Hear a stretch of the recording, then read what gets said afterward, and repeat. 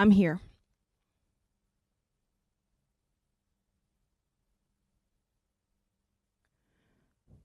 I might not exist anywhere else, but at least I'm still here. I'm here, and my breath, though shallow, can drown out anything without a shadow. I'm still here.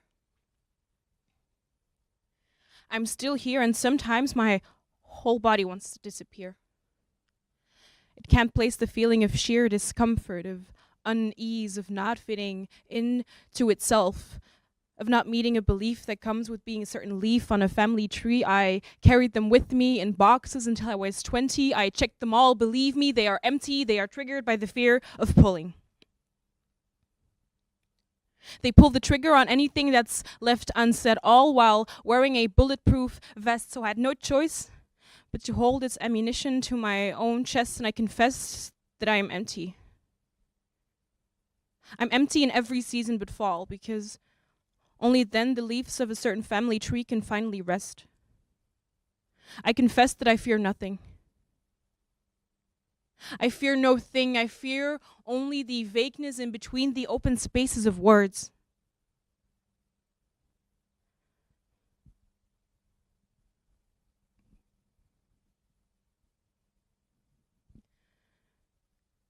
Do you remember what your mother used to say to you when you misbehaved?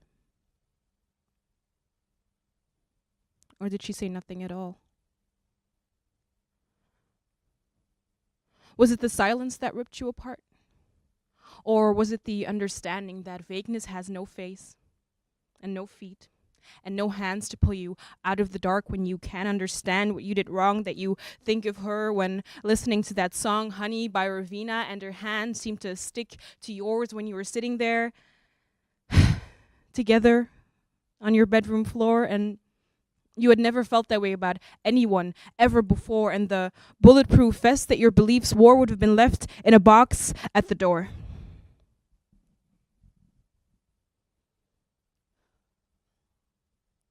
I'm here. I'm here, and I'm queer, and I might not exist anywhere else, but at least I'm still here.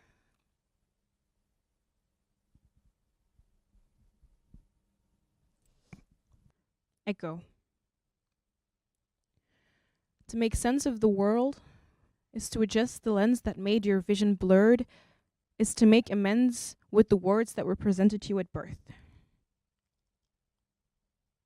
To make sense of the world is to adjust your lens of the world, is to make amends with the words that were presented to you at birth. To make amends with the world is to make sense of the world, is to adjust the lens that made your vision blurred, is to make amends with the words that were presented to you at birth. Girl. Your first cries are softened as they ease into the ears, and the sound echoes onto the white walls of the room you came into.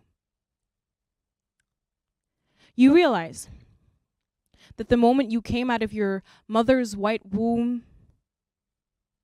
your complexion mixed a skin-deep issue with the blessing.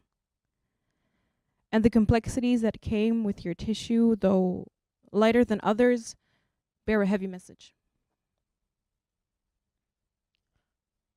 Belgian. A birthright that granted you human rights that can be turned off at any time of night when the color of your not so white skin mixes in with the dark thoughts of the white mind that know all too well all the ways in which your kind is less than that kind. I dig my roots into this land I call my home, and you call your own. I've tried to rip them out with my own hands, and I've crossed national borders before I could walk. I shaped my mouth to fit the tongue before I could talk.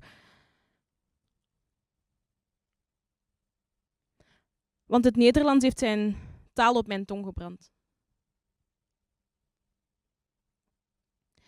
Est-ce qu'on est vraiment belge si on ne parle pas français?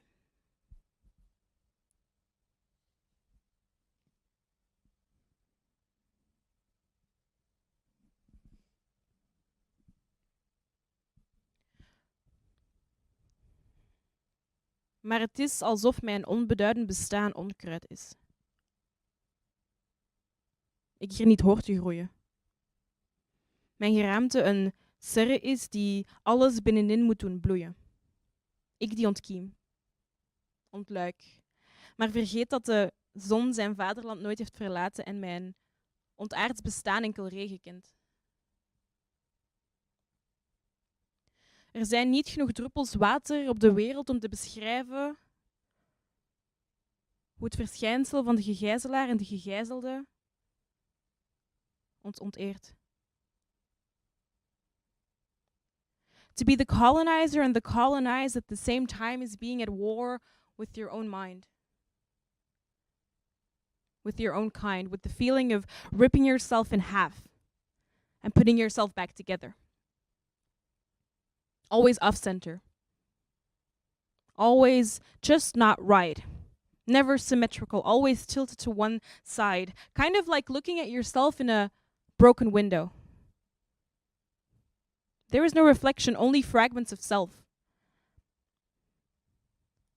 Our identities are the most prized possession, placed on the top, highest shelf, unable, out of reach for anybody not willing to be displayed. And those first tears you wept as you came out the womb crying, filled the white, big room with noise. You let the gods and those who walk upon this earth know that you exist. Now fully. Now without choice. Don't you, little mixed girl, ever forget that all you came into this world with was your voice.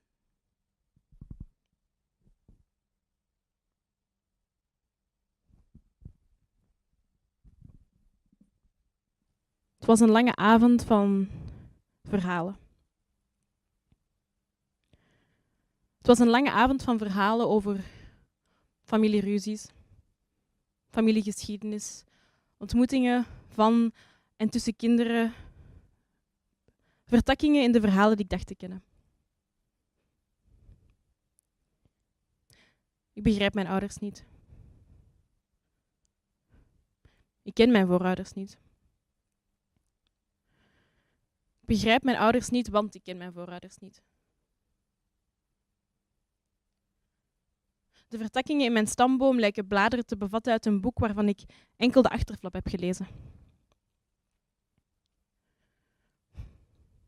Ik hoorde verhalen over oorlog en dood en vraag me af hoe werden al deze kleine mensen ooit groot? Hoe ontsnapten deze herinneringen bijna aan mijn tranen als het niet was door mijn Peter die me besloten heeft uit het water en het donker te halen, me overspoelde met waarheden en mijn hand vasthoudt,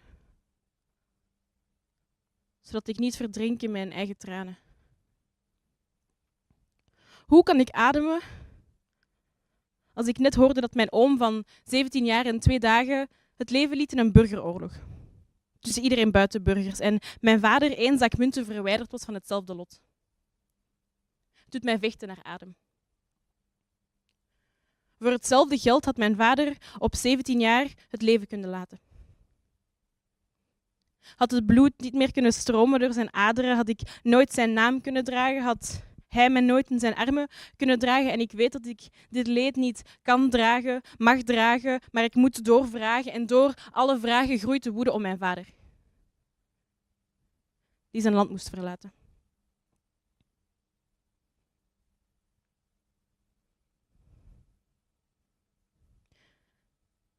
Mijn vader verliet zijn vaderland om mijn vader te kunnen worden. Om een ander niet te hoeven verwonden. Maar 30 jaar zijn we later en 30 centimeter dieper zijn die oppervlakkige wonden geworden.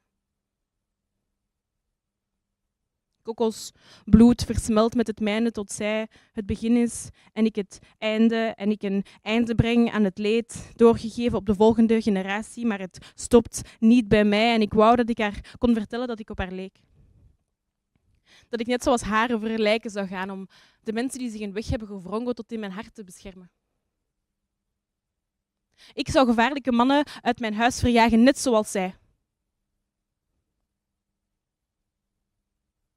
Als dat de boodschap is, die moet worden geleverd, zal ik mijn eigen leger maken. Met de lege hulzen die boven jullie hoofden raasde in Luanda in de nacht.